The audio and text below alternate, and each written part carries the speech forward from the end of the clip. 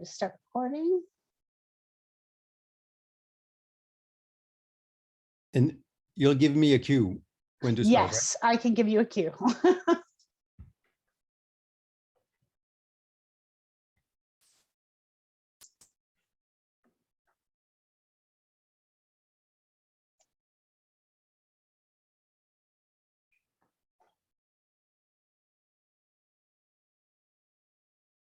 Progress. Hi, the pageant was great. Thank you. Yeah, I've been getting that a lot.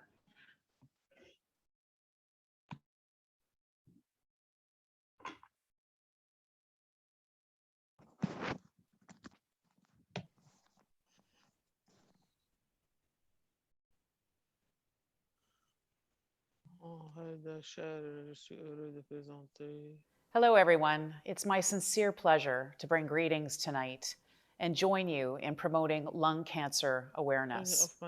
I'd like to thank Lung Cancer Canada for the invitation to join the Evening of Hope Gala in celebrating hope, survivorship, and major scientific advancements against what many do not know is Canada's most common cancer.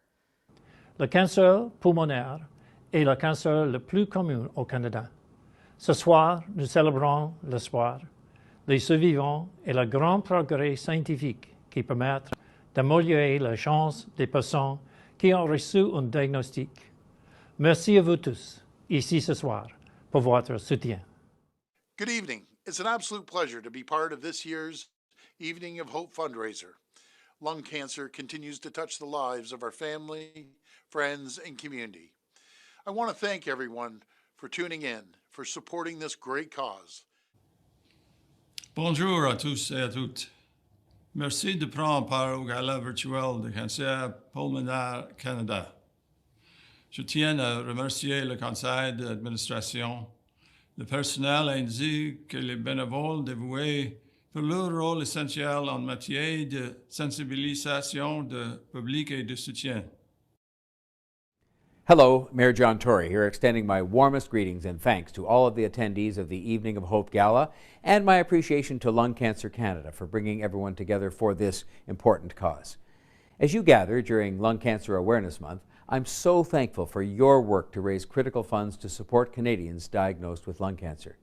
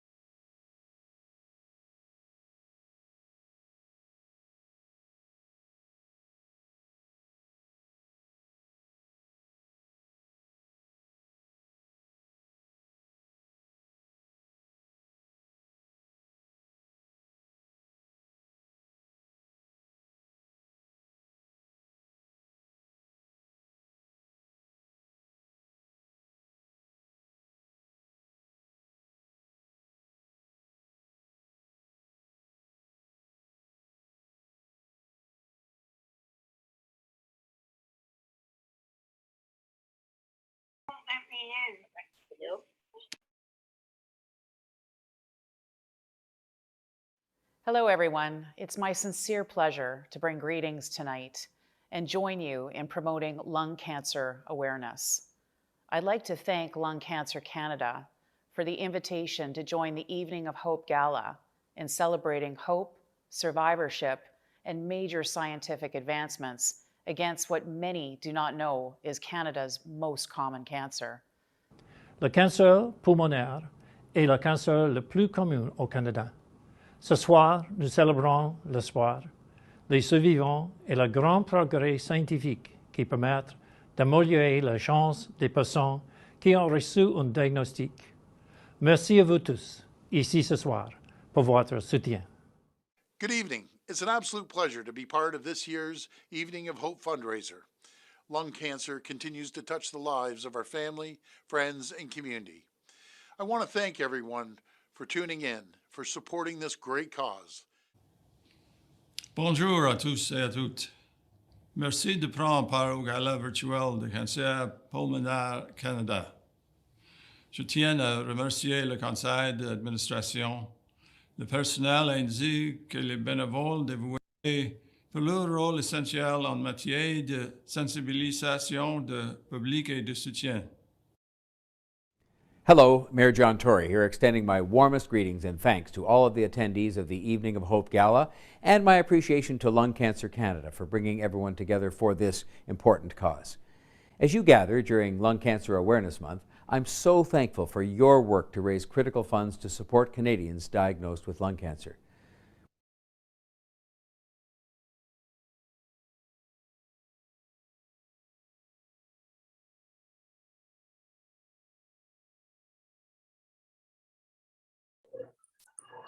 Hello, Quincy. Can you hear me?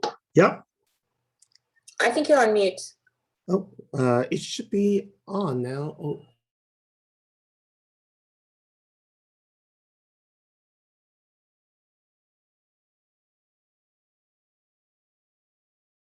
To the Zoom link. Hi, I'm there.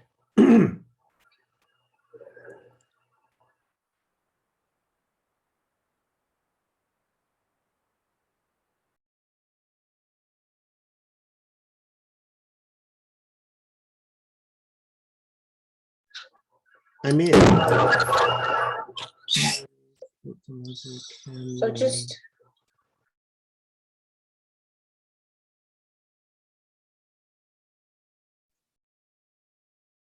Hello, everyone. Welcome to the Evening of Hope. I would just some housekeeping notes. It's Michelle speaking. Please close your Topia windows for best experience in viewing tonight's live presentation. And I will turn things over to Raymond Laflamme to greet. Good evening, everybody, to the 11th Annual Evening of Hope. Bonsoir à tout le monde et bienvenue à la soirée d'espoir. Mon nom est Raymond Laflamme, and 5 years ago, I was diagnosed with stage 3A lung cancer. These were pretty dark days until my wife, Janice, came across a patient people of support doctor meeting organized by Lung Cancer Canada. That was a real changer for us. We learned about resources, support of a variety of treatments, and here I am today. For this, I need to thank all who have helped both in Toronto and Waterloo, but in particular, I want to thank my wife, Janice. The thanks extend also to all who have helped organize this evening tonight. There's been real progress in treatment and therapies for lung cancer, and in particular effort to put together early screening detection, and that bring hope for the future. C'est avec un grand plaisir que je vous introduis Dr. Rosaline Jorgen, prononcé avec un accent québécois. She is medical oncologist at the Jurvenski Cancer Center in Hamilton. She's chair of Lung Cancer Canada Medical Advisory Committee and member of its board of directors.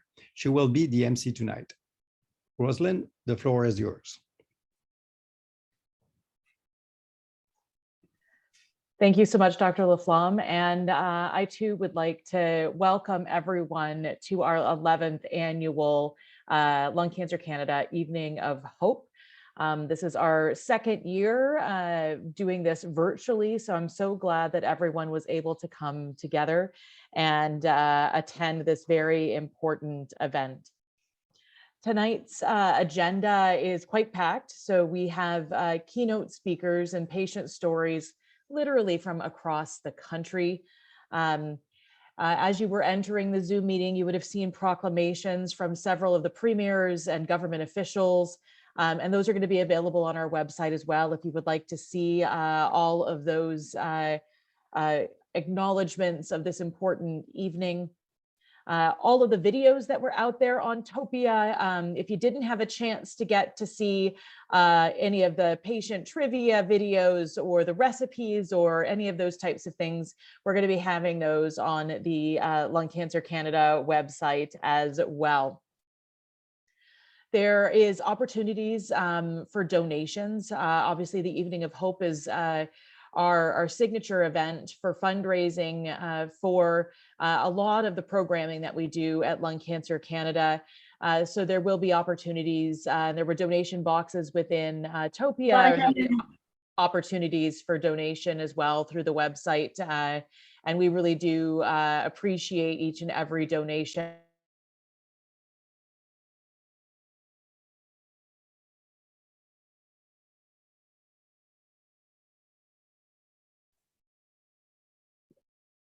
And I know that the patients who have benefited from the programming have appreciated all the donations that are raised through this mechanism as well.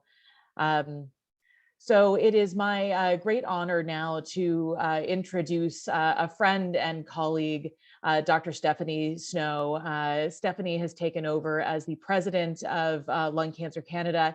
She is a medical oncologist at the QE2 Hospital and Cancer Center in Halifax, Nova Scotia. So thank you, Stephanie, for all that you do, and welcome to tonight's event.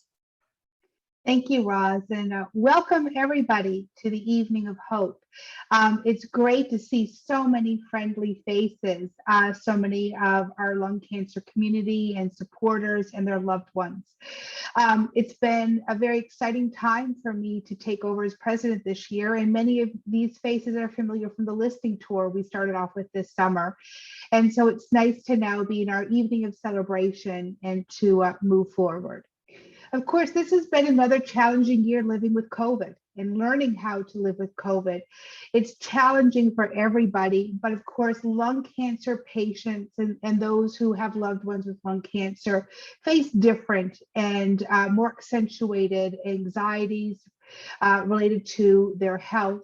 And we were pleased at Lung Cancer Canada to really be a touch base where you could come and have that voice for those concerns. And we were pleased to be able to offer a lot of information to help dispel some of the myths and really provide lung cancer specific information during COVID, hopefully meeting many people's needs. We were also able to collate those voices, which is one of our major goals here at Lung Cancer Canada, is to create a national voice for our lung cancer patients and to advocate for vaccination access. And in fact, we were able to take some of the results from our COVID patient and caregiver survey and present research that drew attention at an international level, presented this year at the World Lung Cancer Conference. So that was absolutely wonderful. COVID-19 also became the focus for our 2021 Faces of Lung Cancer report. And we heard from many different perspectives. We heard from patients and caregivers, physicians and nurses, how COVID has changed the world. And we heard some very sad stories, but we also heard about some hope. We heard how communities have come together, and we've heard how we're coming together to come up with many new innovative ways to make sure that we're still providing care in this new world, perhaps just in a different way. We've continued to do great work with the Hope Army. It's wonderful to see people here tonight wearing their Hope Army hats. I must admit, mine's already been immediately stolen as soon as it arrived in the mail by my husband, so I might have to go online and buy another one. But I also see the Hope Army shirts, and it's just great because the Hope Army has really continued to be a way to be a unique call to action. And so the members of the Hope Army are able to show their support for lung cancer with all the various missions. And I've been putting up our stickers all over clinic. And I think to get my husband back for stealing that hat, I might go put one of those bumper stickers on his truck. So it's great to see the Hope Army continuing to grow larger and larger in numbers and grow stronger with the missions. Another thing we've been pleased to continue to do through Lung Cancer Canada over the past year is to continue to collaborate with some very important other groups who also have a lot of the same goals to really provide support for lung cancer patients. We've continued working with the Lung Health Foundation with our anti-stigma campaign, Stop Asking the Wrong Question, and really trying to raise awareness among the healthcare community and the general public about the stigma of lung cancer.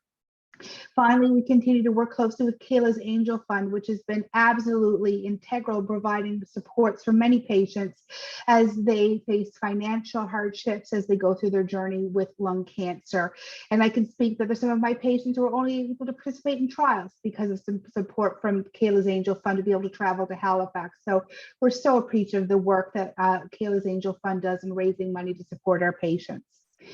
That also brings us to thanking our sponsors this evening. We have a number of Hope champions, AstraZeneca, Jazz, Janssen, Sanofi, and Merck our Hope ambassadors, Roche and Pfizer, and our Hope supporters with BMS, Takeda, EMD Serrano, Bayer, and Ultimate Dining. And hopefully many of you have been able to enjoy that great meal from Ultimate Dining this evening. But without our partners in industry and this corporate support, we would not be able to deliver these wonderful programs and continue to expand in the future. And so with that, I'll pass back to Roz. Thank you so much, Stephanie. So as a new addition to this event, we thought, what's a fun gala fundraiser without some entertainment? So it is my absolute pleasure to get to introduce Sam Burns. So Sam is an alumni of the Humber Comedy Program, and he has been now literally splashed upon the scene as now one of Toronto's top comics. He has had appearances. You may have already seen him on the CBC. He's been on Just for Laughs, and you might be able to hear him on Sirius XM. So we're actually going to ask all of you to turn your cameras on, because let me tell you, speaking and trying to be funny when you can't see your audience is really, really difficult. So in order to give Sam some feedback, we want folks to turn both their camera and their microphones on so he can hear the laughter and see the smiles. So thank you so much, Sam, for coming and bringing a bit of joy to the lung cancer community tonight. All right. Thank you very much. Thank you. How's everyone doing? Good. There we go. Don't worry, I'm used to not hearing laughs, so don't worry about turning your mics on. This is great, man. Evening of hope. Very nice. Evening of I hope I do well, because if this doesn't go well, I'll just be sitting alone thinking about going into the trades. So this will be great. And give it up for Lung Cancer Canada. All right. Great charity.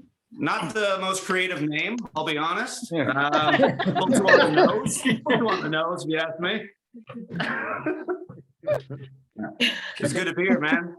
We were on Zoom like crazy. Like as a comedian for the past 2 years, we were on Zoom all the time. And I'll be honest, it's weird to be back. It's very strange.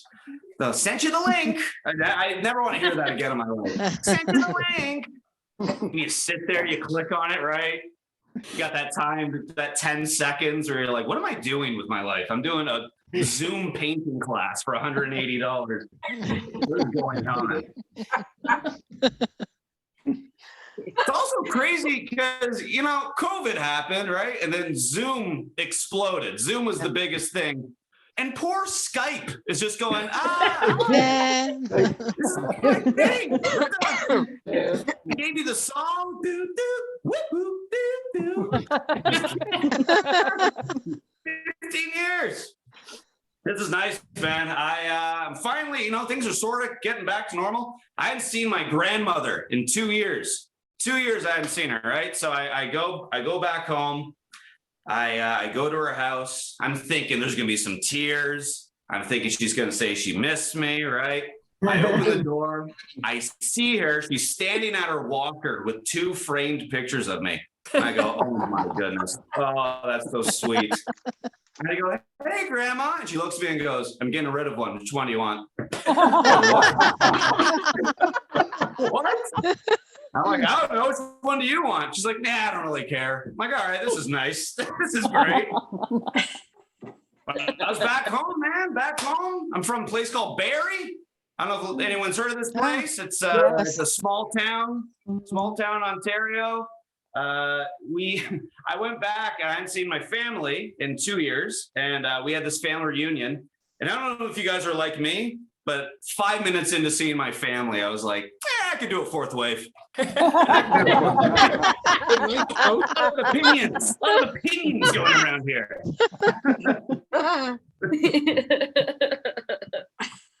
Yeah, man. I went back to Barrie and I just went for it. I went back to my old ways. Also, Barrie, that explains the mustache. Just a small town. It's just a gross place. It's actually a birthmark. Not a lot of people know that. It's just you're from a small town Ontario. You're born with this. You come out, your mom gives you a dart, then you go into police foundations. That's just how it works. So I went back though to Barrie, and I just had the most small town night. I just went for it. So my Friday night, I went downtown. I had a couple drinks with my buddies, and I walk home around 2 a.m, right? And it's a storm, and there's a guy in the middle of the street howling at the moon. Goes, "Oh!" And I see him, and I go, "That guy used to babysit me." Oh my goodness.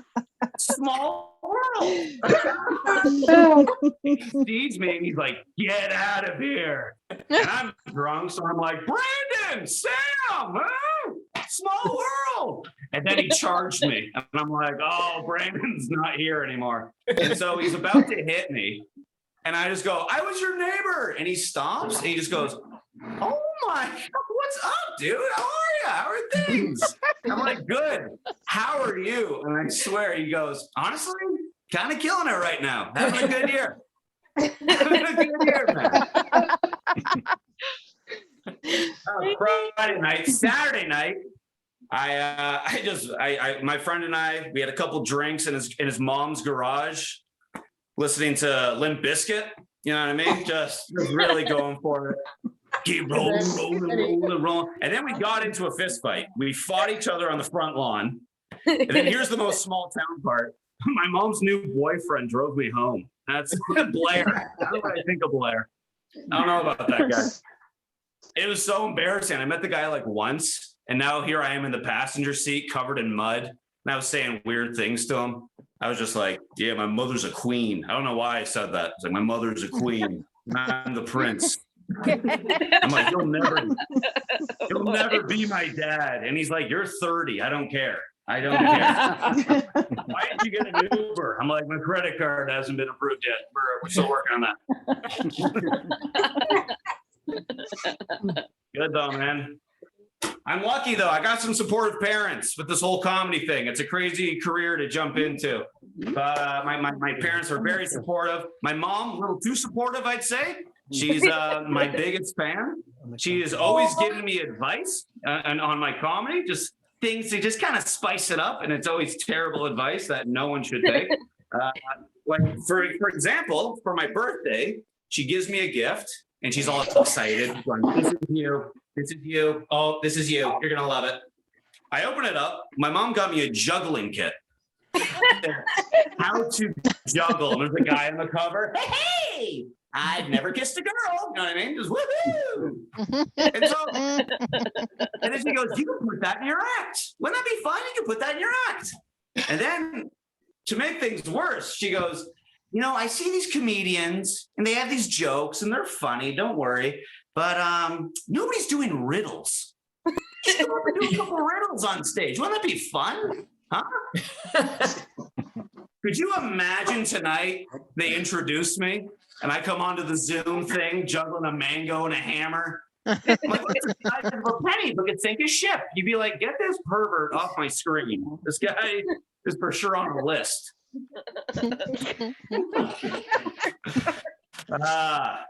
This is nice. This is an interesting thing. Zoom. This is very. I did a Zoom call with my great aunt, and my great aunt is 97 years old. Mary Lou. She is just out to lunch. Woo! She really is. And we're doing this Zoom call, and my mom, for some reason, is like, "Mary Lou, do you want to tell a story?" And Mary Lou, again, she's been gone since 2008, right? Sweet lady, but all of a sudden you just hear, "Hello, hello, hello." And all you see is just like a jugular, just like hello. She thinks it's a telephone. "Hi there." Like, "No, Mary Lou, here's the camera." And she turns, just a Guy Fieri goatee. "Hi there." The nurse in the background stealing stuff. You know what I mean? But then she starts lagging.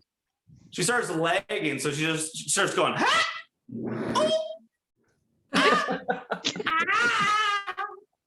And for some reason, my mom's like, "Oh, she's cutting out. Mary Lou, hey, can you check your Wi-Fi? Check your Wi-Fi." She doesn't know what year it is. Check my router for 1 second here. Where was I? The Filipinos. And you're like, no, Mary Lou, not one of those. Mute. All righty. I feel like people are heckling me in the group chat here. That's nice. This is a nice. This is for charity, guys. Yeah, I was just worried because my husband's a juggler. So, like, what do you do now after the fact? I've committed to this. Rosalind, it's for charity. Why are you being mean on this thing? Are all those jokes grown? Dad jokes? No. My husband. Somebody had said my husband could get into comedy. I'm not talking about you. Oh, okay. All right. I'm coming hard. I wish I could do it. I really wish I could do it here. No, I'll do this here, and I'll get out of your way, and we'll get the show back on the road. Jeez. I am banned for life from the YMCA. I will say that. In the Barrie YMCA, banned, never allowed back. Had a bit of a troubled childhood. So my friend and I, we decide to go swimming. All right, we're about 16 years old. And we go swimming, and in order to get to the pool, you got to walk through the showers, right? And there's just this old man in there, and he is just, you know what? I'm not going to tell this joke. It's not. In comedy, you just got to know when to call it and then just fold. And yeah, I'm folding right now. I think this was all right. I apologize if I've wasted your time. But this has been a good time. I'm going to get into plumbing, I think, next week. So leaky sinks or anything of that nature, would love to help out. All jokes aside, though, thank you so much for having me. I have an album on all streaming services called Bing Bing. If you want to check it out, Sam Burns. But thank you so much, guys. This is great. It's for a great cause. Thank you. Thank you. Thank you. Thank you. My apologies, Sam. Totally not meaning to critique you. That was not where that was going.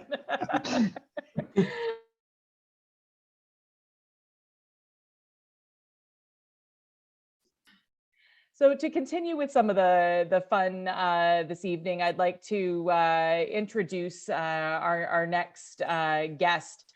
So I would like to introduce Manny. So Manny has a PhD, or he's in the process of finishing a PhD at the Health and Wellness Lab at the University of Calgary. And he's an exercise instructor for adults with cancer. So what an absolutely wonderful specialty.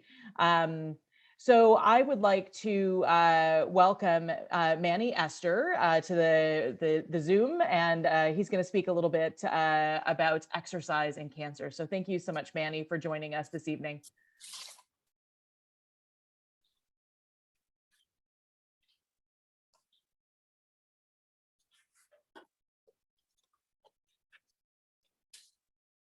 I don't see Manny.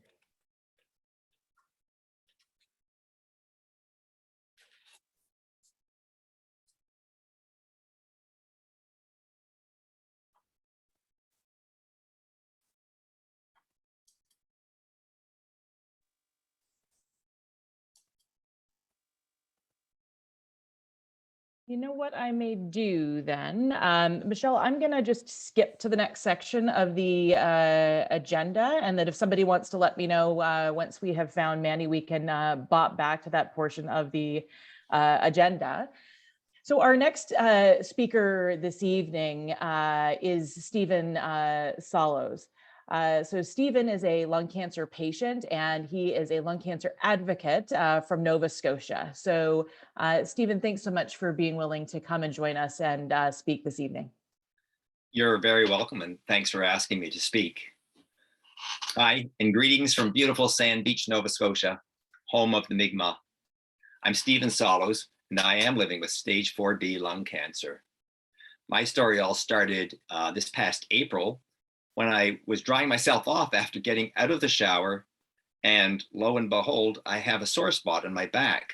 And I thought, what is that? Just a small spot, felt like a bruise, but I knew I hadn't fallen down and knew I shouldn't have a bruise there. So I waited for a couple of weeks and it didn't disappear. And I decided I should see my doctor. I went to see my doctor and he did some chiropractic maneuvers on me, which just caused a lot of pain, but didn't resolve anything. 2 or 3 weeks later, I remember that the pain was a little bit worse there. And all of a sudden a lump had appeared in the same spot that that bruised feeling was. So I went back to the doctor and he suggested we do an x-ray. We got the results back from the x-ray and really all it showed was the normal things that you'd expect on a 63-year-old body. There was arthritis that had started and so forth, but there was a small shadow of some description that they couldn't really perceive what it was. So they decided they would send me in for a CT scan, which they did. And I remember I got a call from my doctor's office soon after the CT scan, and he said he wanted to see me on 8:30 Monday morning. I was a bit concerned when he said that. So I went into my doctor's office at 8:30 in the morning, sat down in a chair, and he said, I've got some bad news to share with you. He said, it appears as though you have metastasized lung cancer. There's a tumor in your left lobe. It appears as though it's spread to your back and your spine and the bones in your spine, to your hip, to your pelvis, to your ischium, and probably to your liver as well. That was a rough day. I had to go back and, of course, tell my family that was a difficult procedure.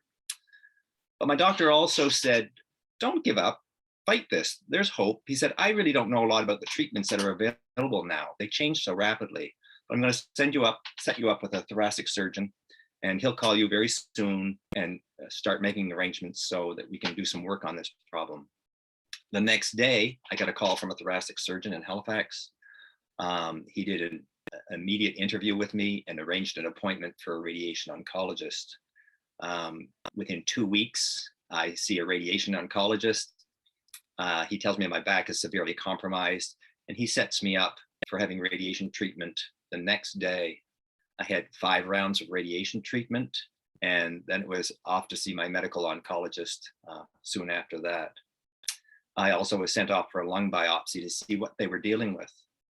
So very quickly, in about 2 weeks, I meet with my medical oncologist and we have a good conversation. I'm told that there are genetic mutations in lung cancer. Around 10 of them are known and perhaps 6 of them are treatable. And who knows, maybe I've got a genetic mutation. Well, I really didn't have a whole lot of confidence and hope in that. But then on August 25th, my medical oncologist calls me for an appointment. I go in for a visit and she tells me that I have an EFGR exon 19 mutation. And it is one of the mutations that does have a treatment that might work. So this is like winning the lottery when you have stage 4B lung cancer. It was a happy day. I started on my medication soon after that. It was osimertinib. It's an AstraZeneca drug that goes by the name of Tagrisso. And it worked. It was an absolute miracle. But to sum it up, it's been a remarkable journey so far. I'm living well with stage 4B lung cancer. I feel well. I hike, I bike, I kayak, and I'm busy all day, every day. I smile every morning when I wake up. I smile every night when I go to bed.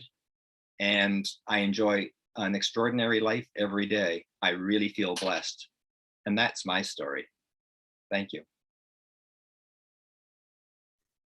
Big old round of applause. Lots of claps up there. Thank you so much for that touching story, and again, a story of hope. So thank you, Stephen, for that. I just was notified that unfortunately Manny wasn't able to join us tonight at the last moment. I do think, though, that the presentation that was meant to be in that time slot, the information about the content, though, is worth mentioning. So I just want to take a moment. Manny has actually set up virtual exercise classes for cancer patients in general, which obviously through all of the pandemic, patients' ability to get exercise in a safe space has been incredibly challenging.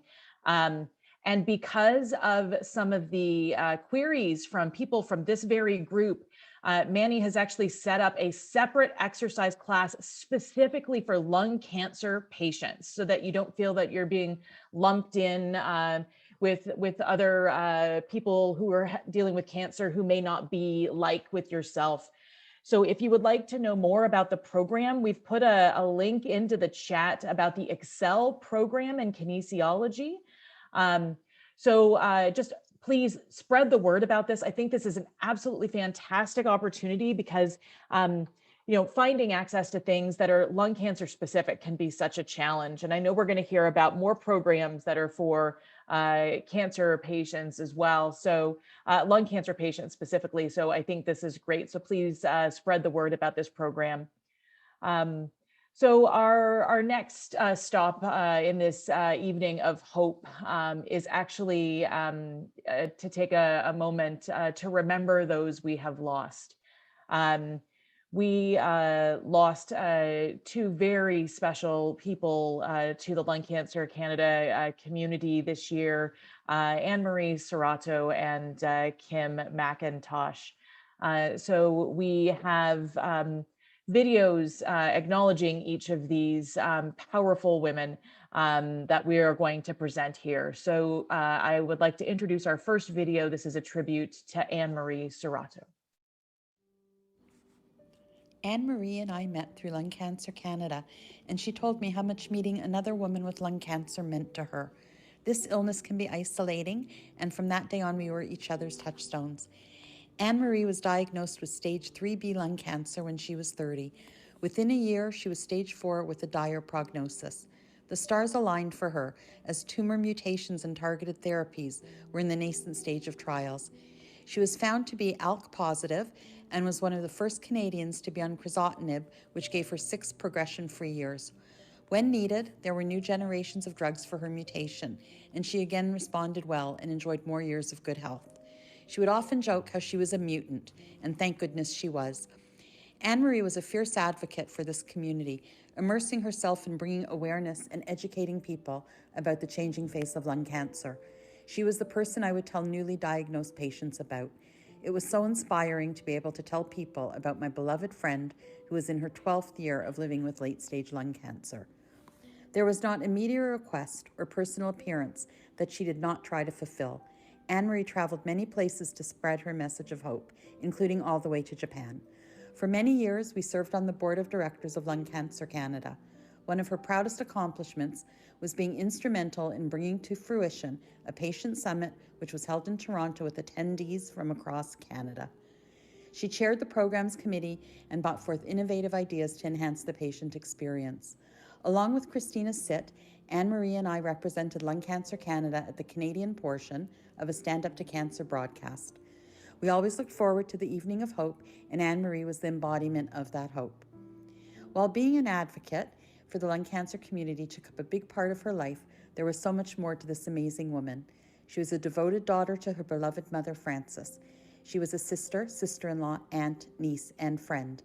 In the midst of cancer, Anne-Marie found love and married Patrick. Their wedding was all the more beautiful for the underlying message of always looking to the future and grabbing life by the horns. Patrick and Anne-Marie filled their home with love and laughter and made a family with their dogs and cats. Anne-Marie was a giving, supportive, and loving friend. We helped each other through life's ups and downs. We mourned the hard losses of fellow board members Jeff Ogram and Casey Cosgrove. We held each other up during some very difficult times. During her last weeks in the hospital, we would chat nightly, and during our last chat, she was feeling hopeful that she would soon be back home. Our final words to each other were, "I love you," never imagining that would be our goodbye. We lost Anne-Marie on October 14th due to complications of lung cancer. She often spoke of her gratitude to the many people involved in making her survival possible. Dr. Jeffrey Rothenstein and Dr. Natasha Lale were instrumental in her longevity. Her loss has been devastating to her loved ones. Her loss has diminished our lung cancer community, but it does not diminish the fact that Anne-Marie's story is ultimately one of perseverance, fortitude, inspiration, and hope.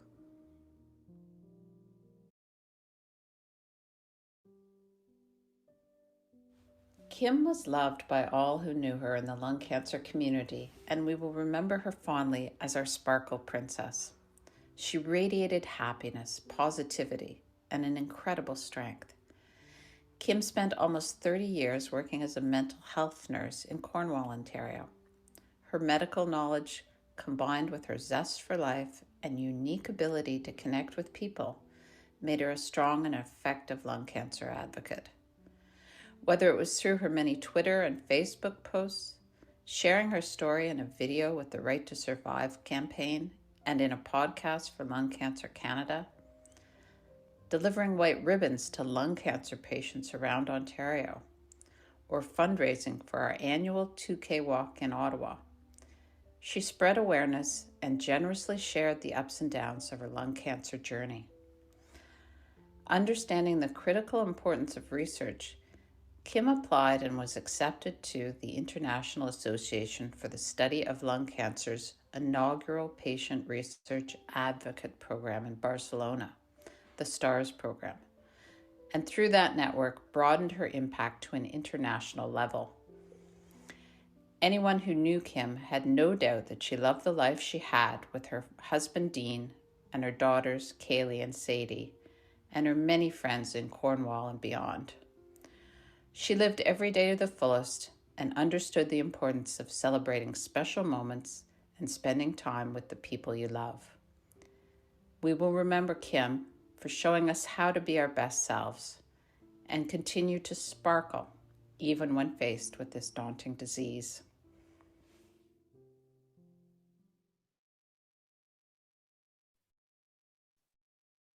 I'd like to thank the very brave narrators of each of those videos. I saw the tears out there from many people who have been touched by each of these amazing women. And I know that they are angels looking down on each and every one of us to this day. We would like to also announce something new that we have brought to bear, and it is something that we're calling the LCC's Grove of Hope. So this is brand new, sort of hot off the press, and it just actually launched on our website last night. And we have added the first leaves of people who have been so instrumental in Lung Cancer Canada. So this is something that we're going to be building upon over the course of the upcoming weeks and months. But right now, this is a way for us to memorialize the people who have touched Lung Cancer Canada so deeply, often despite a lung cancer journey. So keep your ears tuned for information about the LCC Grove of Hope. So I would like to now move on to our next speaker. It's my pleasure to introduce Catherine Larose. Catherine lives in Gatineau, Quebec, and she was diagnosed with stage 4 lung cancer just over a year ago in November of 2020. She has been involved with both LCC as well as the White Ribbon Project, and she's going to be speaking to us this evening. So welcome, Catherine, and thank you. Merci, Ross. Bonjour tout le monde. Je suis honorée d'être avec vous ici ce soir et de partager mon histoire. Je vais parler en français et en anglais. Pour moi, tout a commencé en novembre 2020 avec une vision floue à mon œil gauche. I also had a stiff neck, but attributed it to stress, working in a pandemic and being with my mother-in-law in her final days. Je suis allée 2 fois en physiothérapie pour mon cou et je trouvais que ça s'était amélioré. For the past month, I also had a dry little cough that lasted only a few minutes just before going to bed. Sometimes it sounded like asthma, so I thought, this is weird, and I made a mental note to see my family doctor about it. Lorsque je suis allée voir mon optométriste pour ma vision floue, il a pensé que c'était un décollement de la rétine. Donc, il m'en va voir un ophtalmologiste la même journée. Elle me dit que ce n'est pas un décollement de la rétine, mais que j'ai une bosse sur l'œil. Elle me dit de me rendre à l'Institut de l'œil et à l'hôpital général d'Ottawa car ils m'attendent. I'm not an anxious person and was not stressed at all about it. Probably not enough. At the Eye Institute, I met a young retinal surgeon who, after looking at my eye, asked me questions about how I was feeling, how was my appetite, did I feel more tired recently? And then bam, if I had had a cancer. No. I thought, where did that come from? When all of my answers were negative, he asked me if there was any cancer in my family. Negative again. By then, I kind of figured something was wrong. J'ai pensé à un cancer de l'œil et je me disais que l'important était de pouvoir voir avec mon autre œil. I thought, not that big of a deal. Then the CT scan came and confirmed my diagnosis, lung cancer. Après d'autres tests, j'ai appris que c'était un stade 4 car le cancer s'était propagé aux os, au cerveau et aux yeux. Comme ma vision avec mon œil droit a commencé à diminuer rapidement, j'ai eu de la radiothérapie aux yeux avant Noël l'année passée. Ma vision s'est stabilisée en quelques semaines. Ouf, quel soulagement. Mon œil gauche est encore flou, mais je vois bien avec mon œil droit. When the biopsy confirmed that I had the EGFR mutation, I was ecstatic as I knew that it meant targeted therapy. En 3 mois, Tagrisso a eu d'excellents résultats, mais malheureusement, mon foie n'a pas bien réagi. Avec les prises de sang, ils ont vu que j'ai fait une hépatite chimique. Donc, je suis maintenant sur une combinaison de chimiothérapie et d'immunothérapie qui me garde stable jusqu'à maintenant. I'm not working since November last year as I could no longer see emails and had to stop working within days. Le cancer est arrivé alors que j'étais sur mon X dans toutes les sphères de ma vie. Couple, famille, travail, amis. Ceci m'a fait réaliser à quel point on ne sait jamais ce que la vie nous réserve et à quel point je suis bien entourée. When life happens, I believe just have to roll with it. Pour l'instant, la vie continue, juste différemment, et je compte bien continuer à en profiter encore longtemps. Merci tout le monde.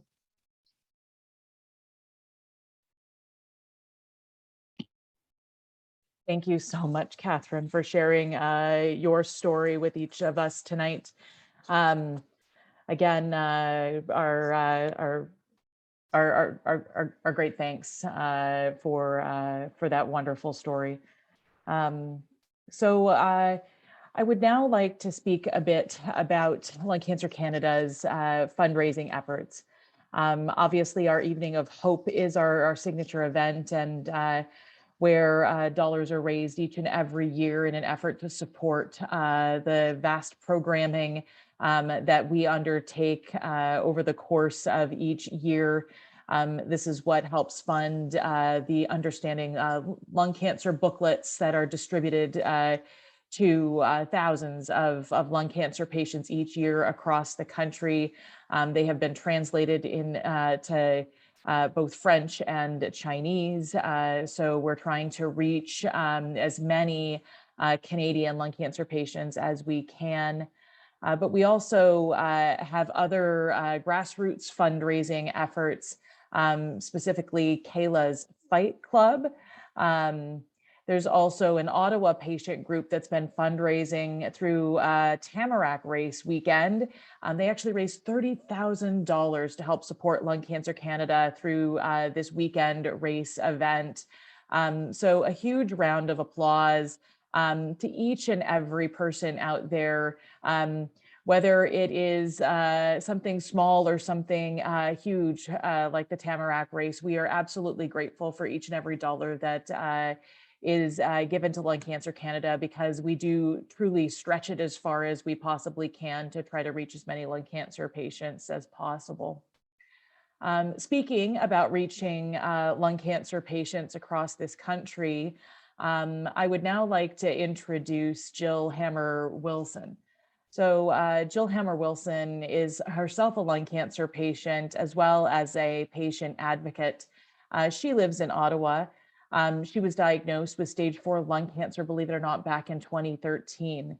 And she has a blog detailing her lung cancer journey but she's going to speak to us tonight about an important initiative that's been started in Ottawa, and it has been a lung cancer support group. So I'm going to pass the microphone to Jill, and she's going to tell us about this important endeavor. Thanks very much, Roz. Next slide, please. As Roz mentioned, I was diagnosed with stage 4 lung cancer back in 2013. And at that time, there was no lung cancer support group, not even a lung cancer brochure at my cancer center, not one that I could find anyway. And I was looking pretty diligently. Even though I spoke at many cancer fundraisers and educational events, I didn't meet many lung cancer survivors. And I'm very thankful for the multidisciplinary team who worked together to start the Ottawa Lung Cancer Support Group in 2017. And I'm also very, very grateful for the people who bring me joy, who I've met through it, and all that we've learned together. You know, we've made some true friendships and teammates in advocacy. And you should know that I work every day as a lung cancer survivor advocate. It's very meaningful and important to me. And I'm grateful to still be alive and able to do it. And I want to say, if you're interested in starting a support group, it's not too hard. So don't hesitate to reach out. Next slide, please. You know, all the work that we've done goes on the shoulders of those who went before us, including fundraisers like Louise Bowles and the Ottawa Evening of Hope team, who worked really hard. And there were all kinds of fundraisers who went before us. But anyway, I'm here to talk mostly. Well, Elizabeth Dessereau, she did a lot of fundraising too, and her mom, Robin, the Just Breathe, the bracelets, and now they've got t-shirts and hoodies and things like that. Anyway, so the Lung Cancer Support Group in Ottawa met first on October 23rd, and exactly 1 week later, we had this article that came out in our local paper, right on the front page. And you know why that happened? That happened because Dr. Paul Wheatley Price asked a reporter he knew to do the story. And the reporter said yes. Next slide, please. So this is us at the Evening of Hope, a month after our group started. And you can see we're having a pretty good time together already. So on the left is our founding leader, Diane Manny, who's now retired, but she is a rock star social worker. Oh my goodness, what expertise and real love for people affected by lung cancer and a real passion for advocacy as well. And here are the founding members of the group: myself, Andrea, Lori, Peggy, and Kayla of Kayla's Fight Club, an angel fund. And not pictured there are Beverly and Claire. Next slide, please. Thank you. And speaking of having fun, these are just a few of our gatherings together when we used to meet in person before COVID. And now we meet on Zoom. Next slide, please. We also had a lot of fun sharing love and hope at our monthly outreach tables at the Ottawa Cancer Centre, which were organized by Andrea Redway, who's pictured here. But I think you know what she looks like. But she's at the back of the top left picture beside Dr. Wheatley Price, who was just dropping in for some conversation. And we shared a lot of laughs. We had to watch it because, you know, we're in the Cancer Center and you don't want to be too silly there. But we really enjoyed each other's company and made a huge difference for people who stopped by to chat with us. And we would talk with anyone. It didn't have to be lung cancer, but when they met us and knew that all of us staffing the table had been diagnosed with lung cancer, that really meant a lot to them. The top right-hand picture is us doing some political advocacy together with the Canadian Cancer Survivors Network. Next slide, please. So here are just a few educational and advocacy opportunities before COVID. And there's a picture of Beverly in the bottom right, who is one of the founding members.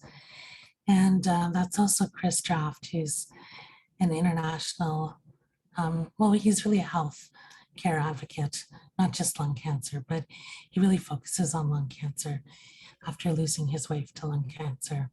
He's also a former NFL player. Next slide, please. And here we are at Race Weekend 2019. And we had so much fun doing that together. And a photographer volunteered and took loads of great pictures for us.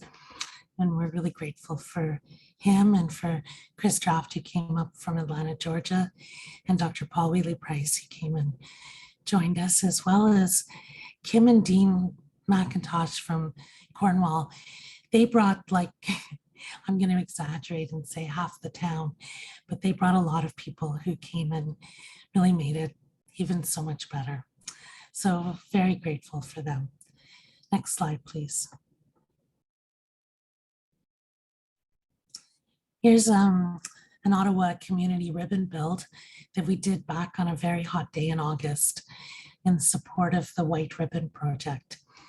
And this is again, a multidisciplinary inclusive team, which includes Dr. Paul Wheatley-Price, who really seems to get around. I hope he has time for doing good oncology work as well. But no, seriously, I just said that because I think his boss may be on the call.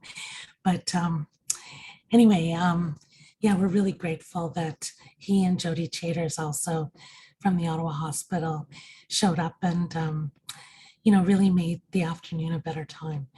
And of course, all these wonderful lung cancer survivors and caregivers, family and friends who were here. Such a gift to be able to make and paint white ribbons that we can give out to people affected by lung cancer to remind them that they're not alone.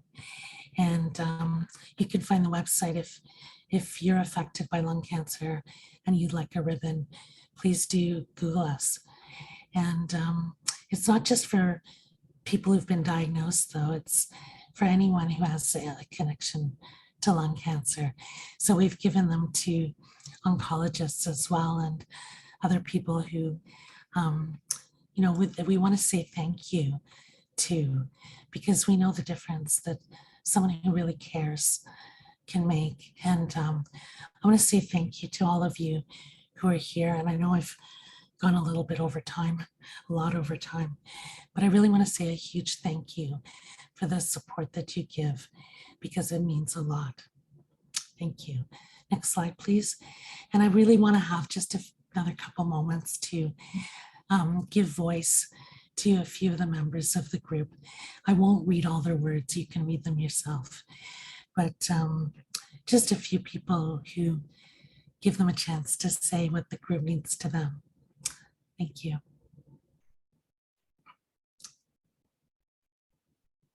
And you can just go through the slides. Thank you.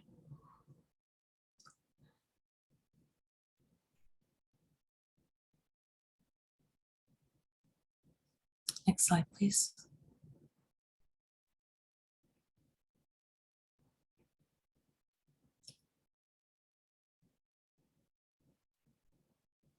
Next slide, please. Thank you.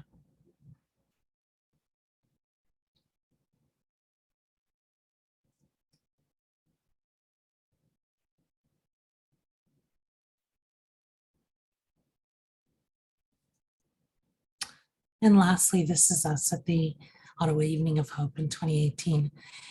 And, just together we help each other hold on to hope, and hope really matters. So reach out anytime.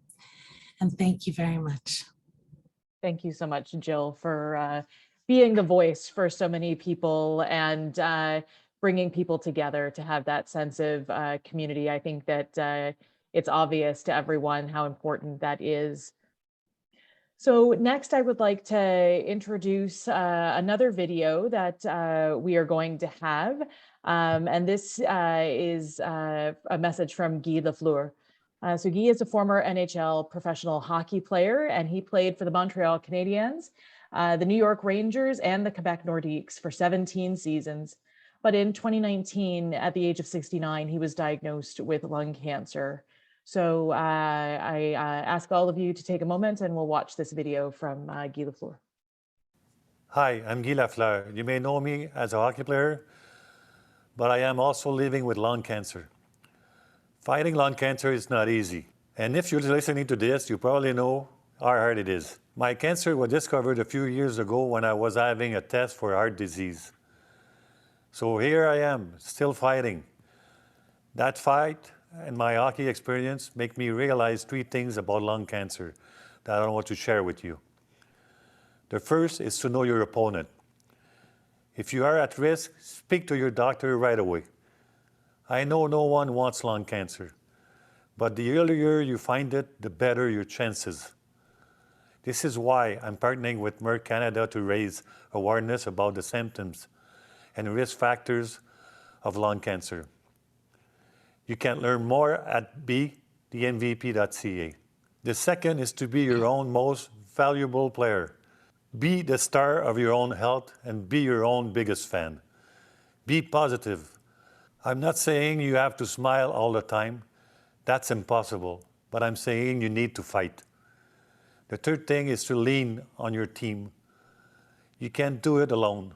Let family and friends be there to help you, to listen to you, to inspire you. I always counted on my own teammates, and I still do. Finally, I want to leave you with this. We're all on one team. This community is strong and offers so much to people. So reach out to each other. We're all here for each other. Thank you, and I hope my story can inspire you.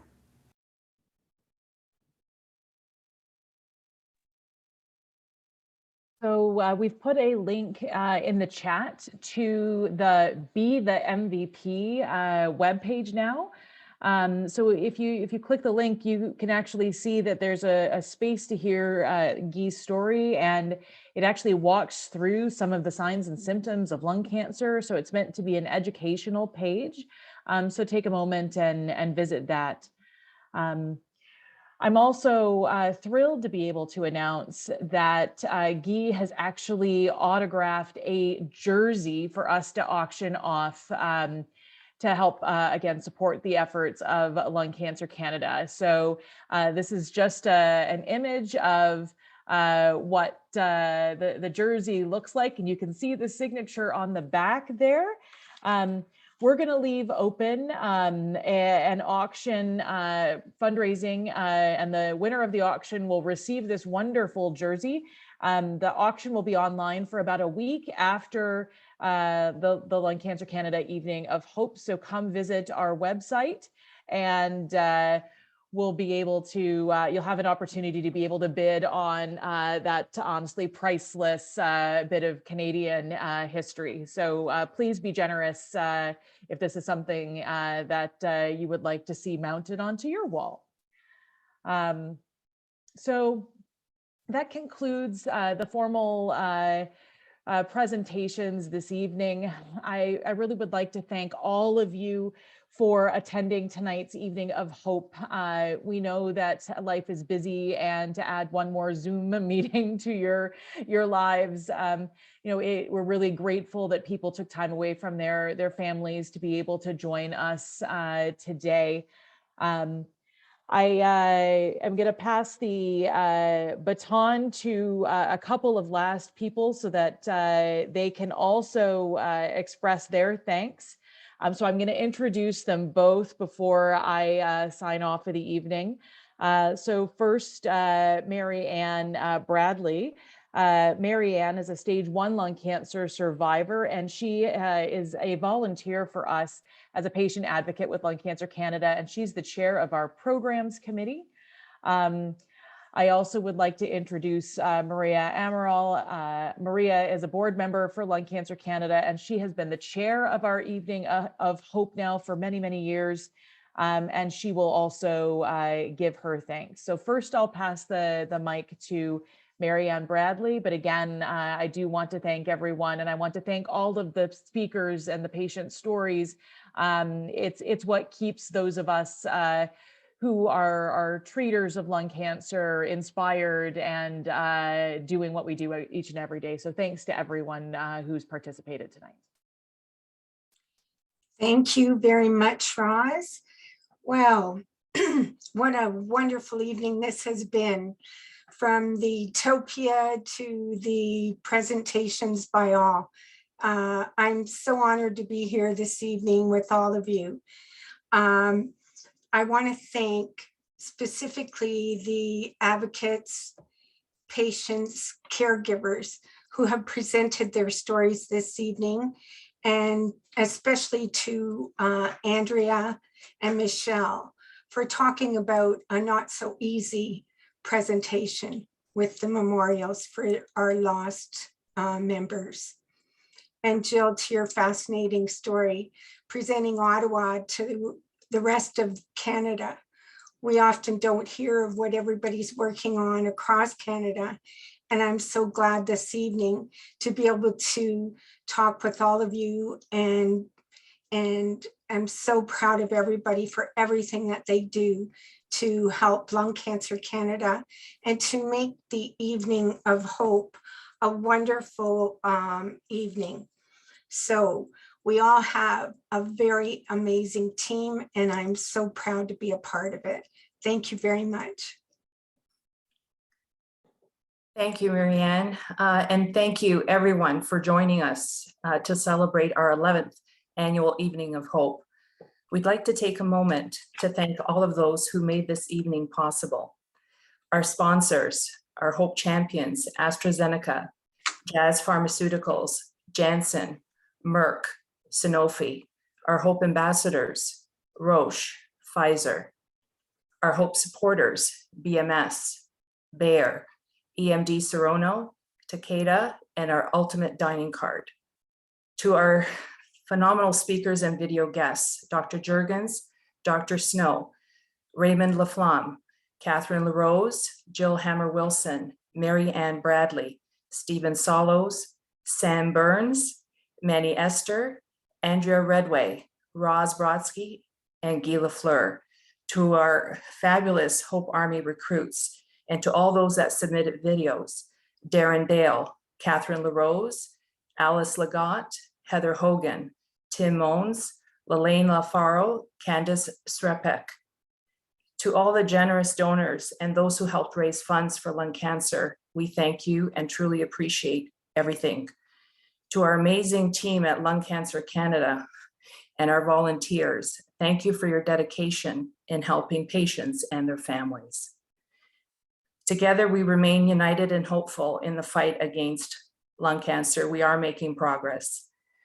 Please join us or continue in Topia to enjoy the activities and mingle.